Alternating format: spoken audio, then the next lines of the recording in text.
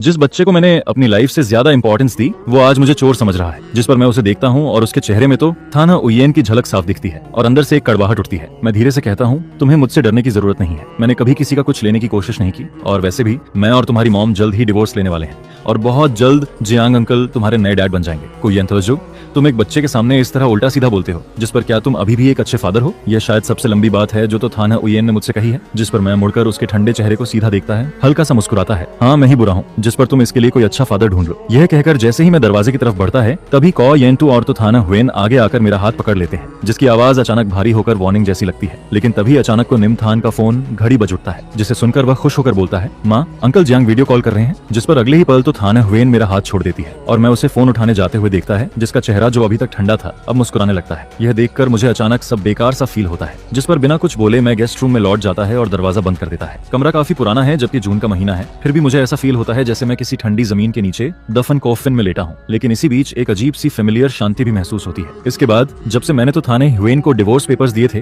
तब से मैंने अपने अंदर सब कुछ टूटने का माइंडसेट बना लिया था। उस रात सपना काफी कैओटिक था, लेकिन अगले दिन भी मेरी बॉडी क्लॉक मुझे सुबह 5 बजे जगा देती है। पहले इसी वक्त मैं उठकर तो थाने हुएन और उसके बेटे के लिए ब्रेकफास्ट तैयार करता था, जिस पर मैं अपनी भौहें सिकोड़ता है और तो मदर की धमकी याद करके नीचे जाने का फैसला करता है। लेकिन नीचे आकर पता चलता है कि तोथन हेनोथन हुएन और कोनियम थन सुबह ही बाहर जा चुके थे। सुना है कि वो जांग का नियन के साथ सनराइज देखने गए हैं, जिस पर मुझे यह सब बेहद मजाकिया लगता है। जो भी समझदार है वो देख सकता है कि उस बच्चे को मेरी कोई जरूरत ही नहीं है, फिर भी तो मदर मुझे जबरदस्ती घर बुलाती है, जिस पर मैं बस सोचता है कि इस वीकेंड को समाओ सहन करना है। इसके बाद मेरा बेस्ट फ्रेंड मुझे कॉलेज लेकर जाता है, बोलता है कि मूड ठीक करने के लिए कुछ खूबसूरत लड़कियों के साथ टाइम बिताते हैं। वहाँ की 18 साल की लड़कियां लोगों को खुश करना अच्छे से जानती है, जो हर दिन भैया, अरे सुनो ना बोलकर इमोशनल वैल्यू देती रहती है। कुछ दिन उनके साथ घूमने के बाद मेरा मूड सच में काफी बेहतर हो गया था। जिस पर मेरा दोस्त मुझे चिढ़ाते हुए कहता है, क्या हुआ, मैंने तुझे दुनिया दिखाई, अब समझ आया ना ये लड़कियां कितनी अमेजिंग है? क्या अभी तो थाना हुएन जैसी बूढ़ी औरत से प्यार करता है? जिस पर मैं सीधा बोलता है, खत्म हो गया। ये सुनकर वह और एक्साइटेड होकर कहता है, बस यही सही है, तुझे बहुत पहले डिवोर्स ले लेना चाहिए था। कौन नहीं चाहेगा किसी केयरिंग लड़की को? उस कोल्ड हार्टेड तो थाना हुएन के बजाय तू किसी अच्छी ओबीडियंट लड़की से शादी कर, जिंदगी सेट हो जाएगी। मैं हंसते हुए उसकी बात में साथ देने ही वाला था, तभी पीछे से खांसी की आवाज आती है। जिस पर मुड़कर देखता है तो थाना हुएन अपने असिस्टेंट के साथ खड़ी होती है। मैं उसे इग्नोर करता है और दोस्त को लेकर जाने लगता है, लेकिन इस बार वह मुझे रोक लेती है। एक पार्टी है, तुम्हें मेरे साथ चलना है, यह कहकर वह मुझे बिना मौका दिए सीधा कार में खींच लेती है। कार में बैठकर भी मैं थोड़ा कंफ्यूज्ड रहता है, क्योंकि मेरी यादों में तो थाना हुएन हमेशा मुझे इग्नोर करती थी, जैसे मैं एग्जिस्ट ही नहीं करता। लेकिन अभी